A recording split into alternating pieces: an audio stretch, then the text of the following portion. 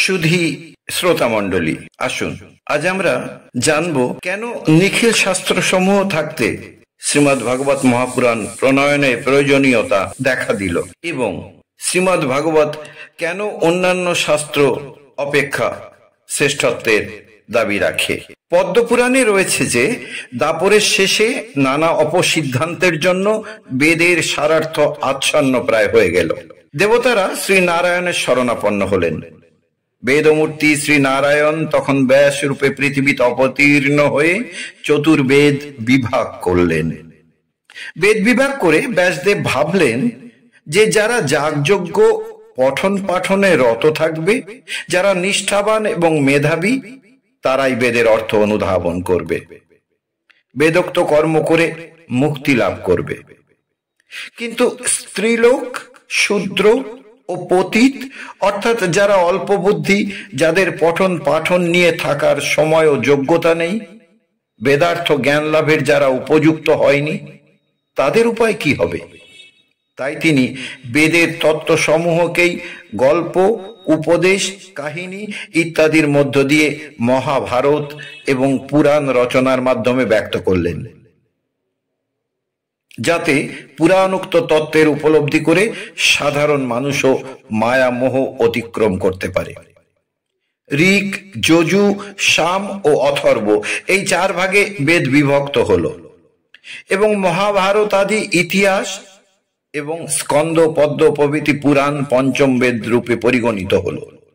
উদ্দেশ্য এই যে পুরাণ ও মহাভারতে যেসব গল্প, উপদেশ ও কাহিনী রয়েছে তার মধ্যে দিয়ে সাধারণ মানুষ বেদের তত্ত্ব সমূহকেই উপলব্ধি করতে পারবে।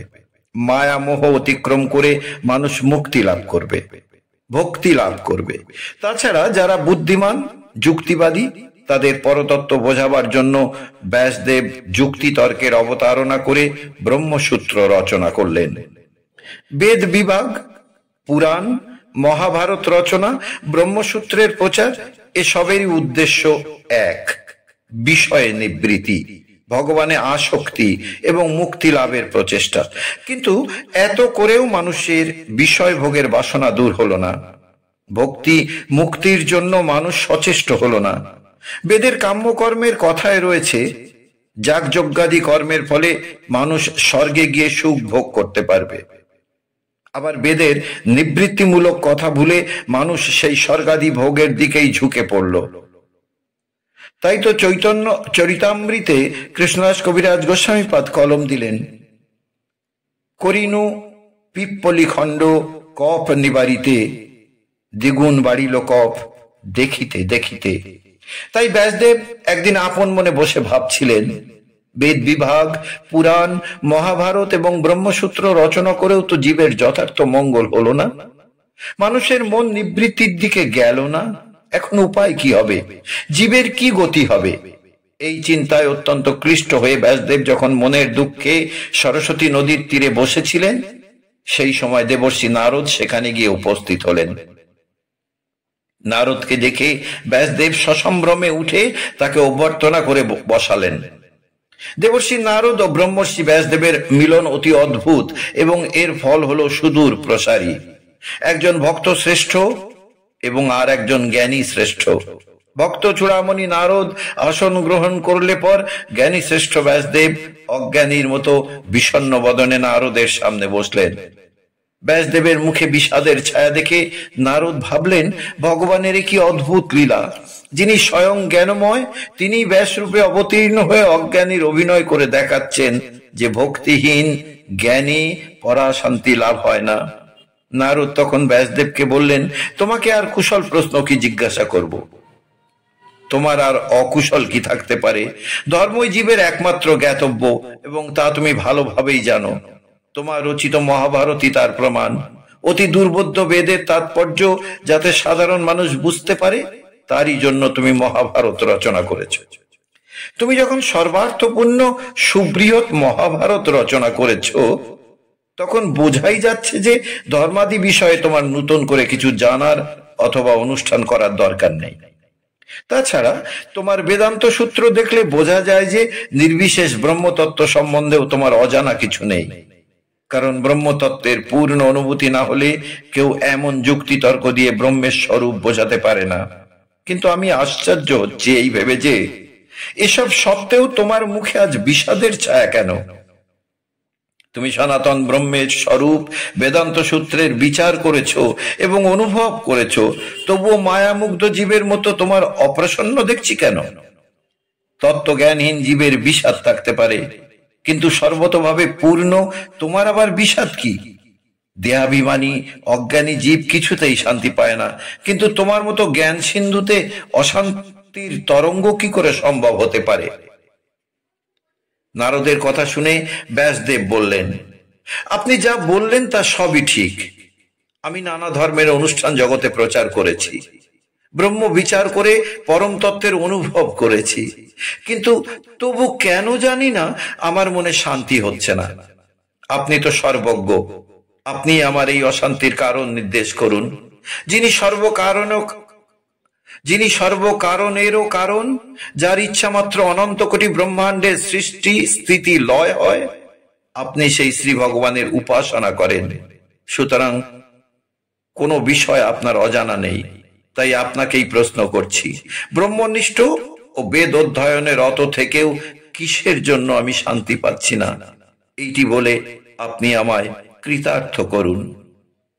ব্যাসদেবের কথা শুনে দেবর্ষি নারদ বললেন, ভবতাৎ অনুদিত প্রায়ং যশ ভগবত অমলম যেনই বাসো ন তুষ্যেত মন্যে তদর্শনং অখিলম।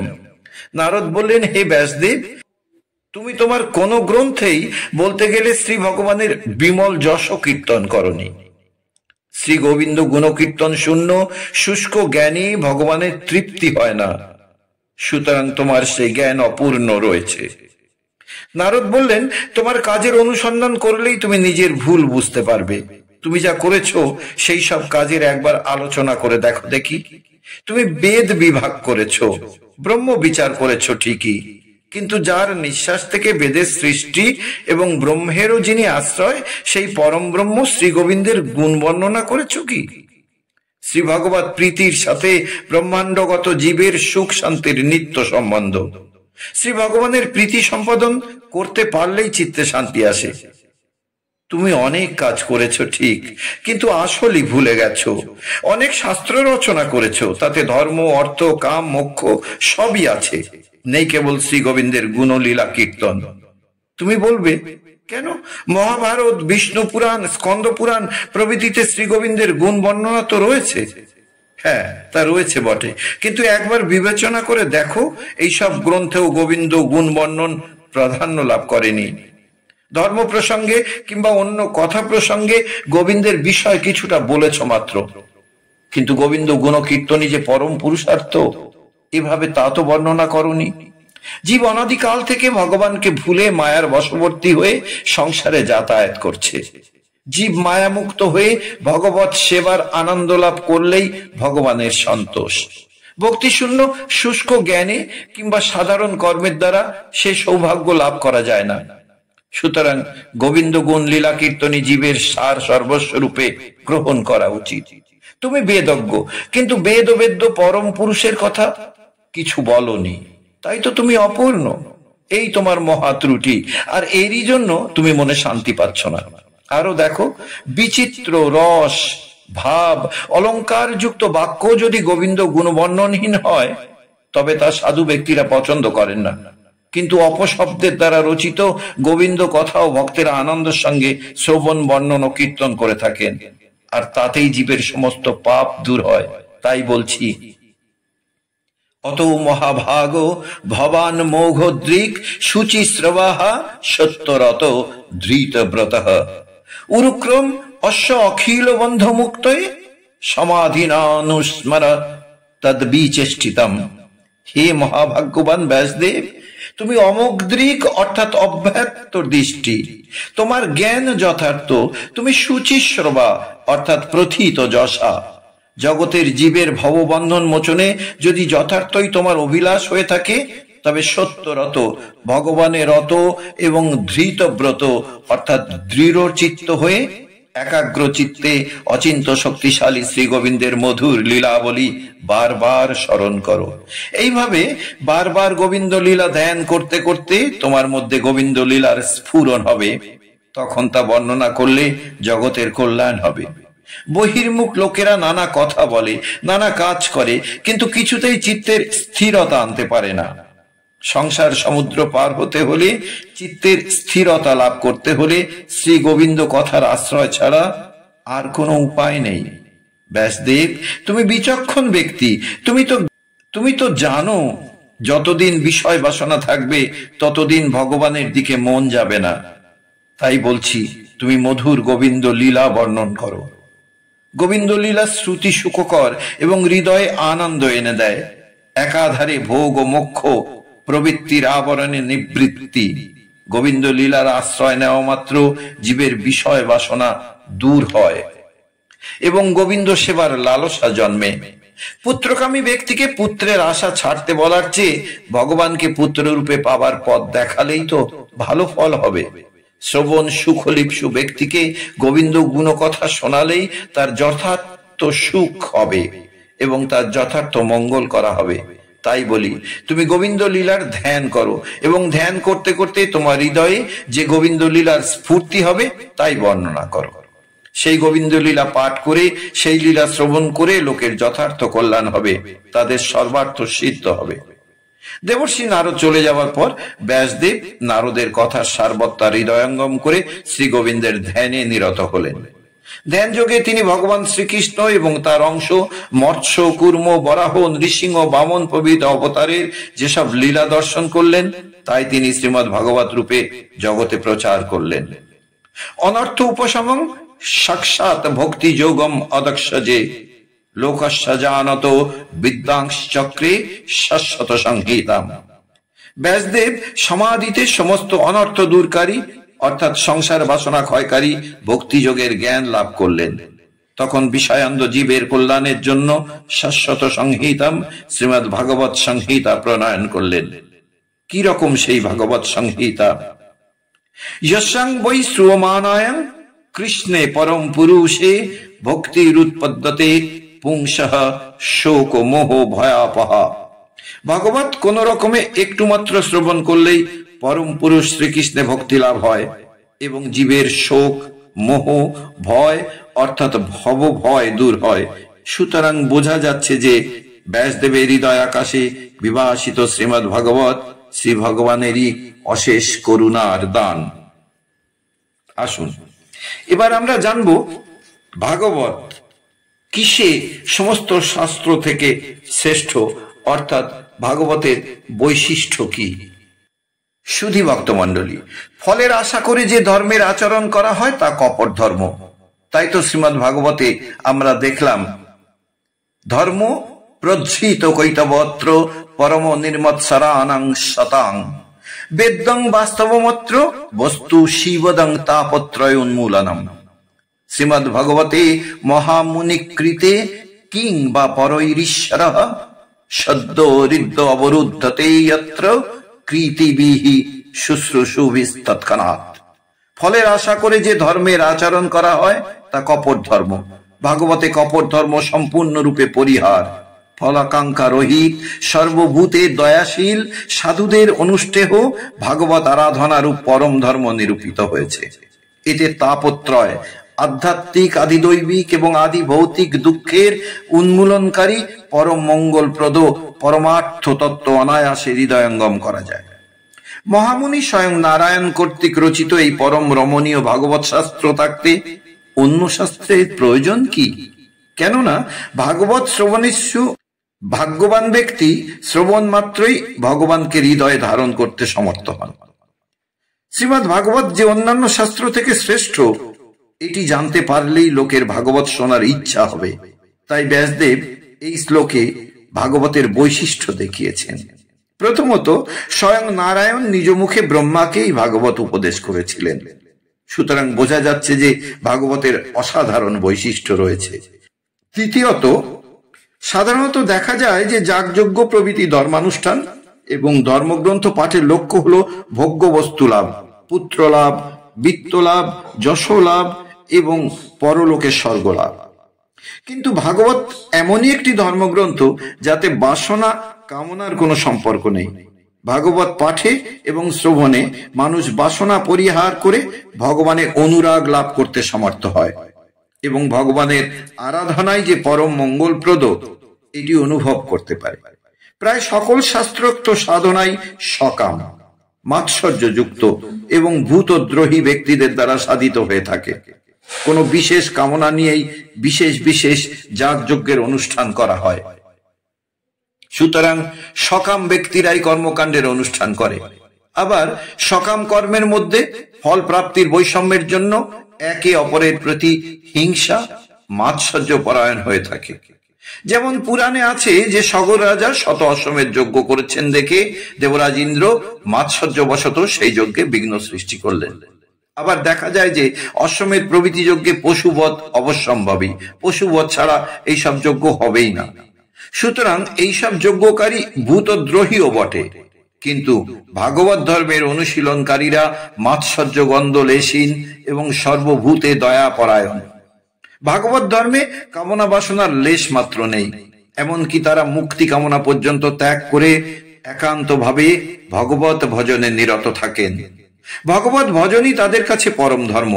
মন থেকে বাসনা কামনা দূর হলে চিত্ত শুদ্ধ হয় এবং সেই শুদ্ধ চিত্তে ভগবানের স্বরূপ প্রকাশিত হয়ে থাকে। বৈষ্ণব পণ্ডিতেরা সিদ্ধান্ত করেছেন যে ভগবানের আরাধনাই হচ্ছে পরম পুরুষার্থ। মুক্তি অপেক্ষা নিত্য ভক্তি বা নিত্য দাস্য শ্রেষ্ঠ। কেননা জীব তখনও ভগবানের উপাসনা দ্বারা তার লীলা মাধুরী উপভোগ করে থাকেন। বাসনা পরিহার, চিত্ত শুদ্ধি, ভগবানে ভালোবাসা এবং ভগবানে সর্বস্বতা লাভের পক্ষে ভগবানের লীলা মাধুরী আস্বাদনী শ্রেষ্ঠ উপায় এবং ভাগবতেরই ভগবানের লীলার বিশেষ বর্ণনা রয়েছে। তৃতীয় কারণ, জীব সর্বদাই ত্রিতাপ জ্বালায় জ্বলছে। এই ত্রিতাপ হতে নিস্তার পেয়ে সুখের আশা সুদূর পরাহত। কামনা বাসনা, হিংসা, দেশ প্রভৃতি মন থেকে দূর করে একান্ত ভাবে ভগবানের আরাধনা না করলে কিছুতেই প্রাণে শান্তি আসতে পারে না। ভাগবতে দেখানো হয়েছে যে গোবিন্দের চরণ সেবা করলেই তার কৃপায় জীবের ত্রিতাপ জ্বালা দূর হয় এবং সে পরম আনন্দ লাভ করে। জীব ভগবানের মায়ায় আত্মবিস্মৃত হয়ে বারবার সংসারে আসে এবং দুঃখ পায়। আবার ভগবানেরই কৃপায় তার চরণাশ্রয় লাভ করে সে মায়ার প্রভাব থেকে মুক্ত হয় এবং ভগবানের সেবা অধিকার লাভ করে ধন্য হয়। নানা লীলা কথা এবং ভক্ত চরিত্র আলোচনা করে ভাগবতে এই তত্ত্ব বিশেষভাবে দেখানো হয়েছে।